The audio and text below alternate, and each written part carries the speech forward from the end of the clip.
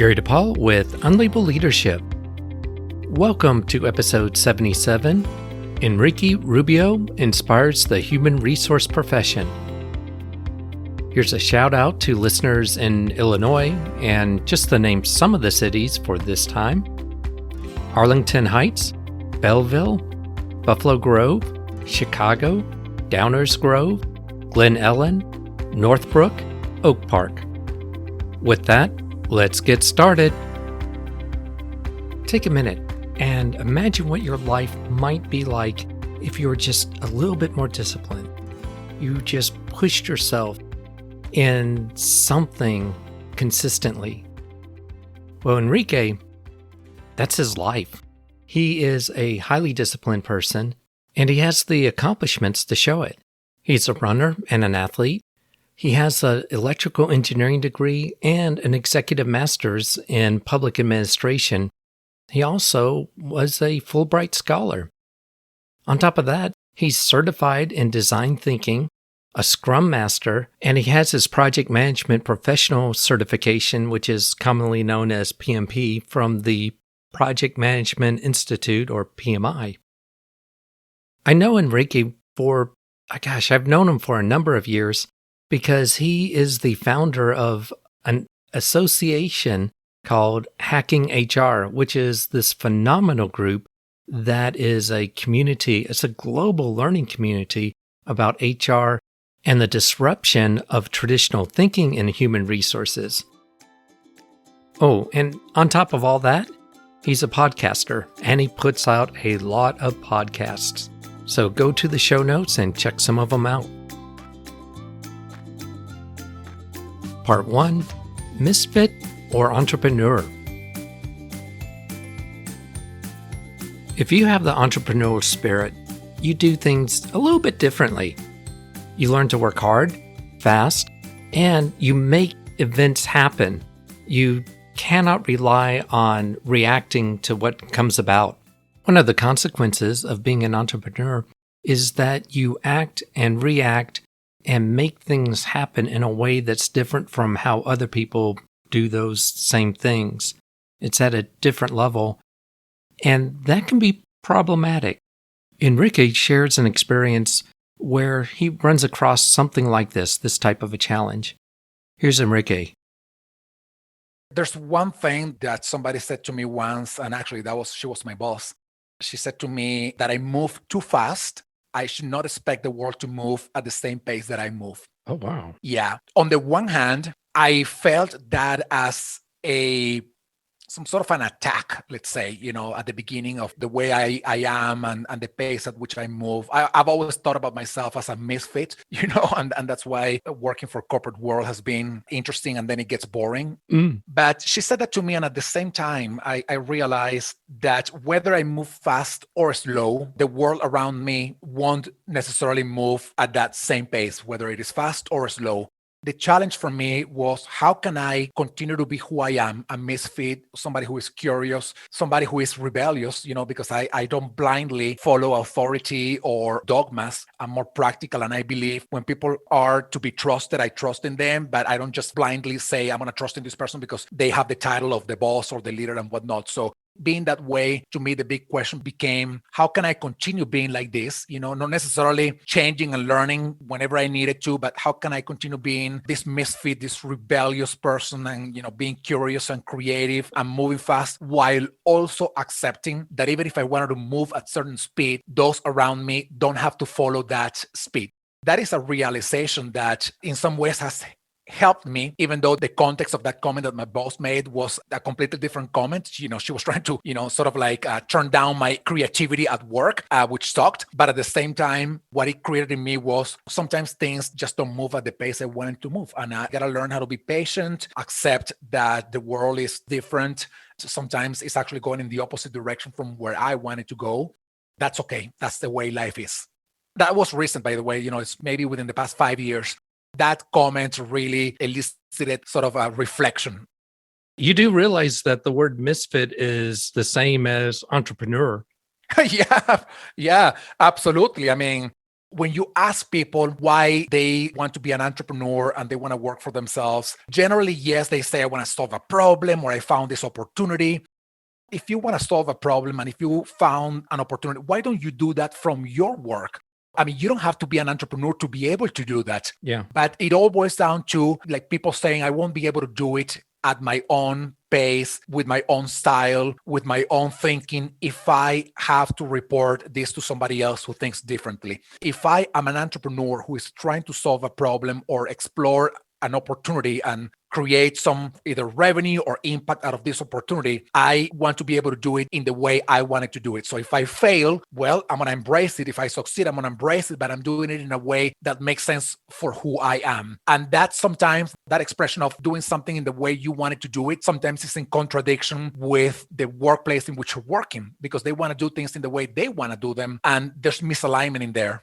Yes, I agree with that. There's some behaviors I think you have that help you work as hard as you do. This is speculation on my part. And based on seeing some LinkedIn posts, you get up early in the morning, you work out daily, and you're definitely a go-getter. You remind me of a good friend of mine who I would call brother, is someone who was in the military who does that. He gets up early, he works out, he runs, and he is so different from other people. When he works for a company, he accomplishes so much more. He'll get something done in maybe a third of the time.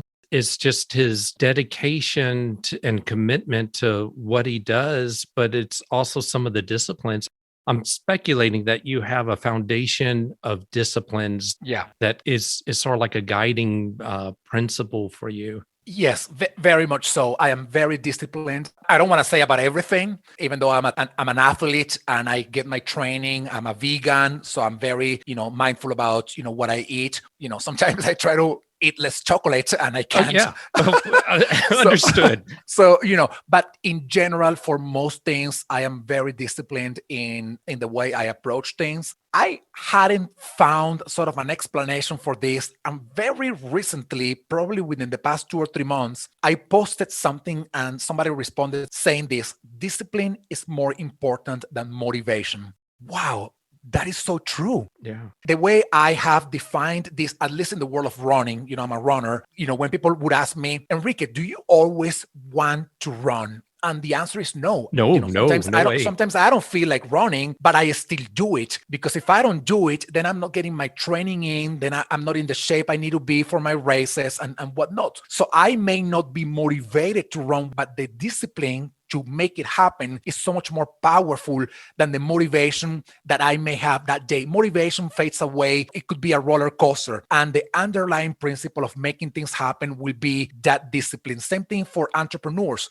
One day you may see like, wow, look at all the awesomeness that I'm creating for my organization, for my business. And some other day you are like, man, nothing is happening. Like it's all moving so slow. You may feel different levels of motivation in those two sort of separate occasions, but the discipline to continue the journey is what will drive you forward. So yes, I think discipline in my life has been, at least in my adult life, and particularly over the past, maybe 10 plus years, has been an important driver of what I do. I've learned from you just now, and I'm thinking of some of the tasks that I was doing that I ended up stopped doing because of taking on new work like this podcast. And I realized that if I had been disciplined, and even if I was feeling too busy, I still could be doing what I was doing before. You've just inspired me. Life is quite something. I mean, we go through a roller coaster of ups and downs. The two things that I think would help us move forward are, number one, that long-term vision. Stephen Covey called it, beginning with the end in mind, that holistic vision of what we want in life. And sometimes that's very blurry, sometimes invisible, especially at the beginning of our lives. And, as we are younger, and maybe that blurry vision, it starts to like sharpen as we learn and talk with people and gain experience. So that's one thing. And the other thing is that even if you had that vision of what you want to become and do in life, you still have to have the discipline to get there. And because it's not a straightforward journey, as in, it's always going to be, a journey of all up. There's going to be downs and significant downs. The discipline and the vision will help you get through them and continue the journey. One thing that is important for me to say is I'm not preaching to the choir here. I'm not saying this as in I'm the master of these things. No, I have to remind myself of this every day.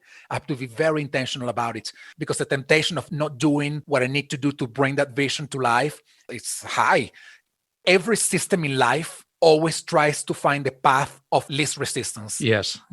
That path of least resistance sometimes is a path that is taking us in the opposite direction from the vision that we want in life. So we got to be very intentional about our discipline. And that means that we got to be very intentional about knowing that the journey ahead will have more resistance than the path of, least resistance. And we got to be able to continue the journey through the ups and downs. And I got to remind myself every day of this, every day. Part 2, the potential of human resources. In my books, I write about leadership from the perspective of an individual leading. What Enrique does is he takes it to the next level and talks about human resources, or HR, as leading, as the opportunity to be the trailblazer for an organization. Here's Enrique talking more about human resources as having that potential.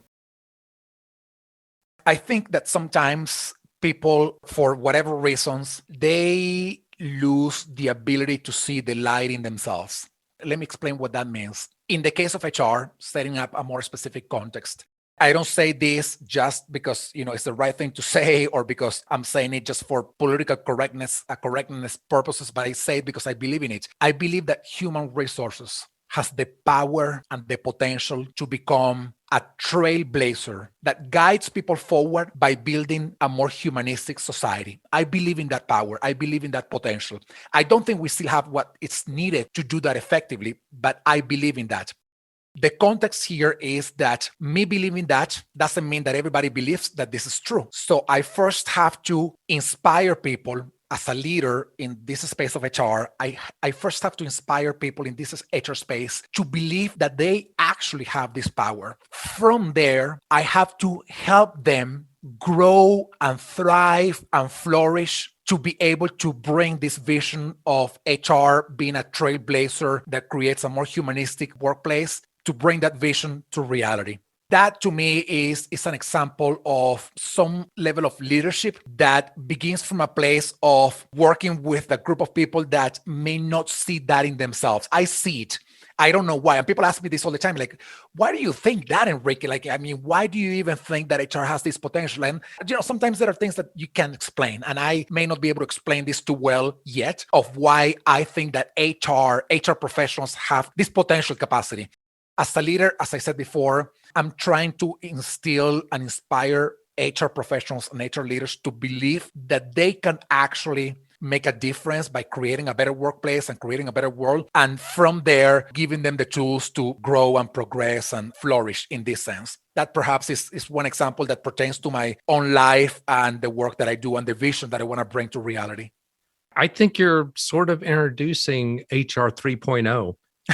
And what I mean by that is HR 1.0, the purpose of HR, I haven't read this, but my interpretation is to protect the company. Yeah. So it's not there to help the employees, it's to protect the company from unions and what certain employees might do if they rebel or they get hostile or whatever. And then it seems that HR kind of became more of a transitional type of a role where it did involve protecting employees and looking out for them. But it seems that what your vision is what I would call HR 3.0. I'm just sort of making that up. And that's where they do protect the company, they do protect employees, but they're positioned in such a way in their organization to change the culture, to influence the culture, then influence the executives, those in charge, and influence the employees. Yes. There was I don't remember who put this out. It was a few years ago. There was a commercial where there was like a mom or a dad telling a kid, maybe 5-6 years old, the kid wanted to do something and the parent would say, don't do this, don't do that. And the something that I'm talking about is like swimming in a swimming pool or going out for a run or something like that. Then the commercial would show the same kid now having become Michael Phelps or Usain Bolt or something like that. The bottom line of the commercial was, don't destroy these dreams, just promote them instead, right? I mean, if you have a kid that he or she loves swimming, don't tell him no. I mean, just promote that. Why am I saying that? Is for this reason. For a long time, HR was told your work is to protect the company, to mitigate risk, to hire, fire, pay, run transactions, run administrations. And that has been going on for years, year after year after year. Just today, when we are recording this podcast, I got an email from a large HR association telling people, be the best in compliance and the best HR by being the best in compliance. I'm like, for how long are you going to tell people this freaking story that we know doesn't work anymore? If you keep telling HR, your work is compliance, your work is administration, after such a long time, you end up believing that that's all you have to do. So we are killing the dream of HR becoming that great swimmer or that great runner or that great athlete or that great leader that we know it's possible, but for a long time, we've sort of killed the dream by telling HR that it's work, it's something else. To me, changing that tune, inspiring HR to do something that it wasn't trained to do, that takes a lot of energy. It is like, for those people that are listening, I know that very often people sort of promise to themselves, I want to get fitter. I want to get more in better shape. And if you haven't worked out in a long time, the first time you go out for a run or you go to the gym or you go out for a walk, probably the next day your muscles are going to be hurting, and they're going to be hurting because your muscles are weak. You haven't done that in a long time. The same thing is happening with HR right now. I believe that our muscle for creativity, for risk-taking, for curiosity, for innovation, for empathy, for human-centered design, that muscle is either weak or was never trained. And now we're telling HR, you got to train it. That means that we got to be very disciplined about training it. We got to withstand the pain that comes from the very beginning of the transition between not having used those muscles and now having to use them. And that's not easy, because again, as I mentioned before, the path of least resistance is doing exactly what we do today and just leaving it that way. But I don't think that path works anymore for HR nor for anybody else. So it's quite a process here. It's quite a process to inspire HR to believe that once they train that muscle, they will be in such an amazing place, much better than anything we've ever seen in the past. I think what's amazing and why your mission to create the best HR ever with Hacking HR is so crucial. There's a lot of new people coming into the HR world, and they could easily do the path of least resistance. Yeah. If they connect with a community that really looks at showing you how you can develop your muscle to be able to make a difference in an organization, that would have such a huge impact for that individual just starting out. And so they won't end up choosing the path of least resistance. Yeah, absolutely. And that's the work that I am trying to do. And again, it's not easy. Not just work or HR, but in the world of life. If you tell somebody, oh, you got to go to the gym, you got to go and get around, you got to eat healthier, people are like, yeah, I'll do it later, or maybe not, blah, blah, blah, unless they see either a crisis or a significant sense of urgency of doing that. Like, for example, a doctor telling you, hey, man or woman, you got to eat better. You got to, get some workout in because, well, your heart is going through this, your body's going through that. And then there is a sense of urgency when you hear that. And I feel that even though we have experienced recently periods of urgency for HR to change, the pain is not obvious yet.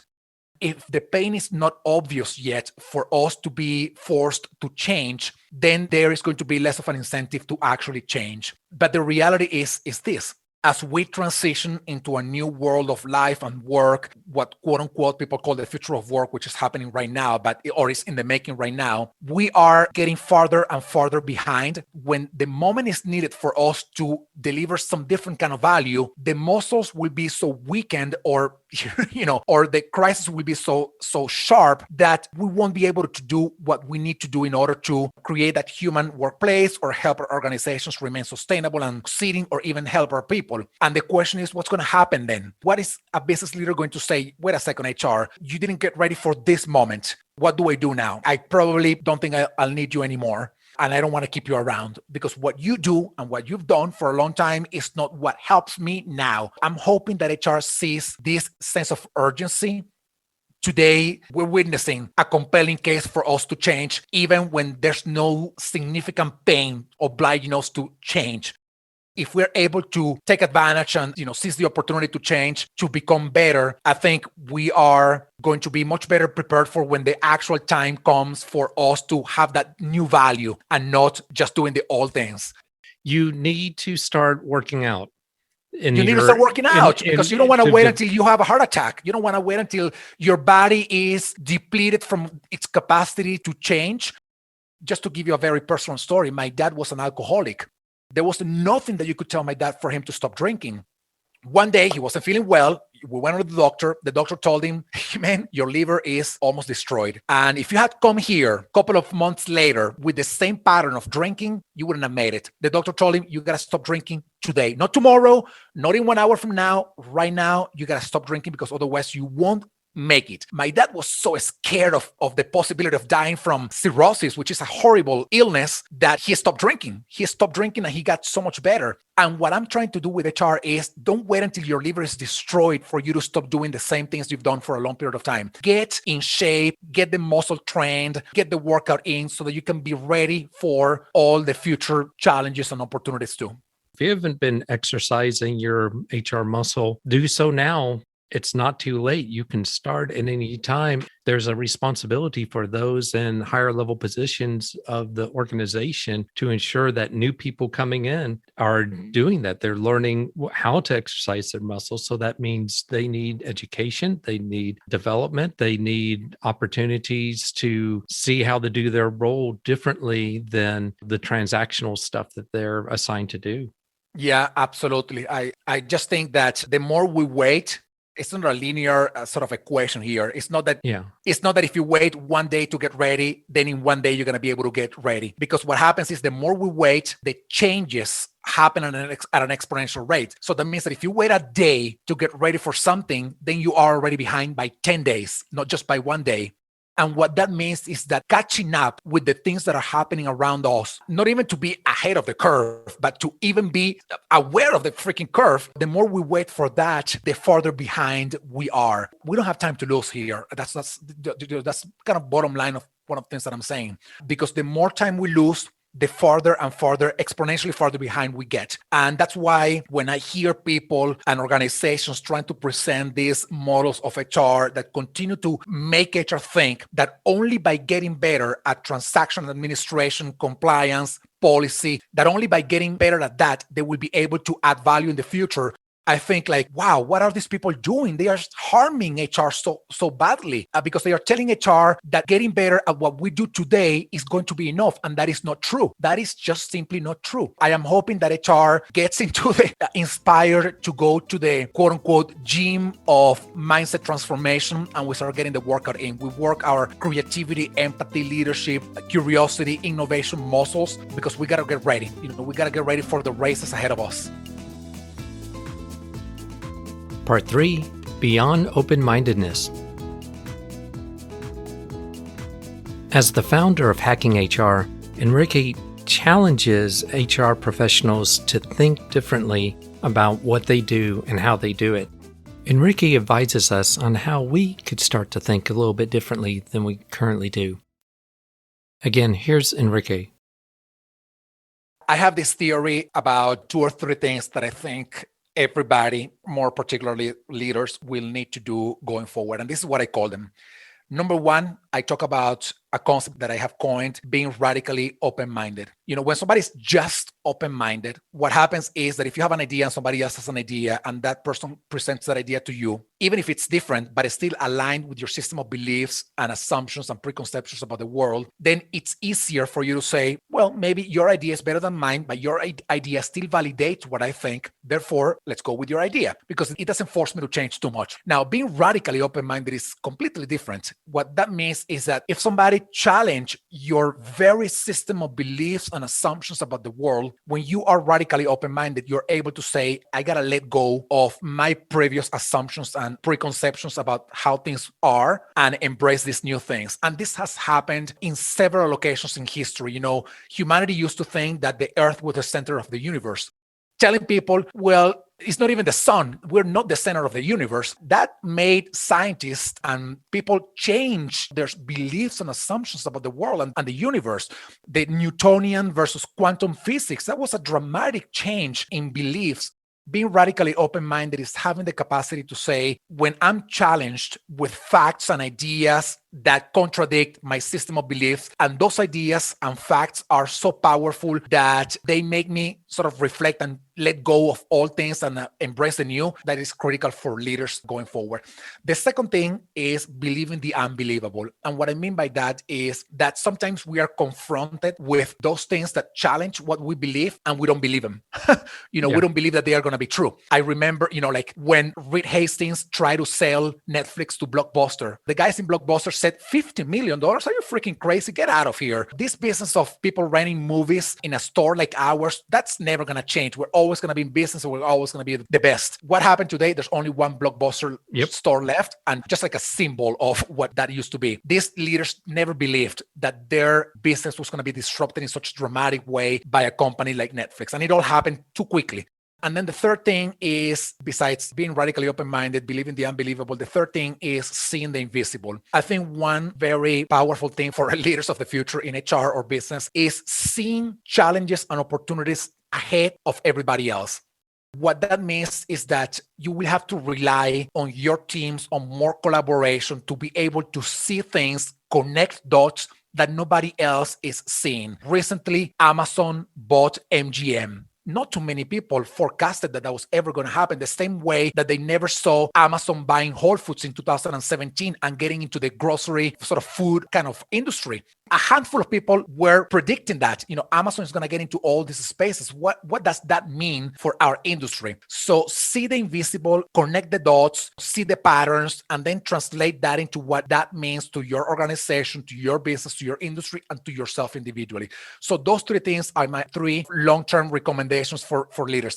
If you're working in a company, regardless of what department it is, if all you do is your job and try to learn from within the company, you're going to fall short. In fact, oh my God, yeah. It doesn't matter if you're an accountant, if you're an auditor, being aware of what's going on in the broader spectrum and the broader field of that you're in, and with what your company is doing, their competition, you may end up being aware of something that no one else sees. And you have an opportunity to lead and help your organization. I think we could spend 10 hours just talking about this very specific thing that you just mentioned. People ask me all the time, Enrique, what do you think would be the first thing that you would do for HR to continue to be relevant going forward? And I mentioned a bunch of things throughout this conversation, but I would say one thing: step out of your HR cocoon. I call it that way, by the way. Step out of your HR cocoon and start learning things that are outside of traditional HR core functionality or thinking.